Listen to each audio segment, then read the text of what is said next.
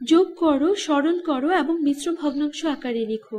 এখানে দুটো মিশ্র ভগ্নাংশ আছে, এটা পূর্ণ সংখ্যার, এটি ভগ্নাংশ।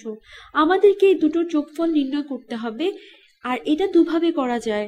মিশ্র ভগ্নাংশগুলোকে অপ্রকৃত ভগ্নাংশে রূপান্তরিত করে তারপর তাদের যোগ করে পুনরায় যোগফলকে মিশ্র ভগ্নাংশে রূপান্তরিত করা যায়, অথবা আরেকভাবে করা যায় 17 সমস্ত 9/2 কিন্তু আসলে 17 যোগ 2/9। একইভাবে আবার 5 সমস্ত 9/1 হলো আসলে 5 যোগ 1/9।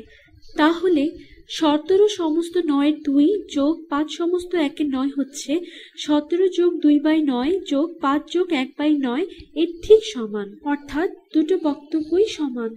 আর আমরা তো জানি যে যোগ করার সময় সংখ্যাগুলিকে কোন ক্রমে যোগ করলাম তাতে কিছুই যায় আসে না, যে কোনো ক্রমেই যোগ করা যায়।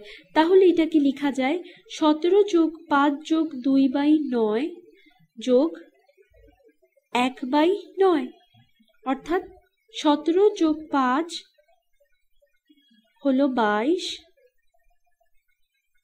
এই অংশ সমান 22। 17 যোগ 5 22, এতটুকু হলো 22। আচ্ছা, এখন দেখি 2 নবমাংশ যোগ 1 নবমাংশ কত হয়। এদের হর যেহেতু সমান তাই যোগফলের হরও তাই, অর্থাৎ 9। লব্ধের যোগফল 3, আমরা পেলাম 22 যোগ 3 নবমাংশ।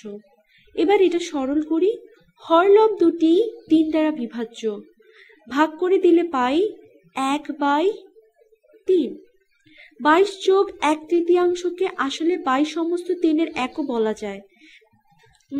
বেগুনি রং দিয়ে লিখি, তাহলে আমাদের চূড়ান্ত ফল হলো 22 সমস্ত 3-এর 1।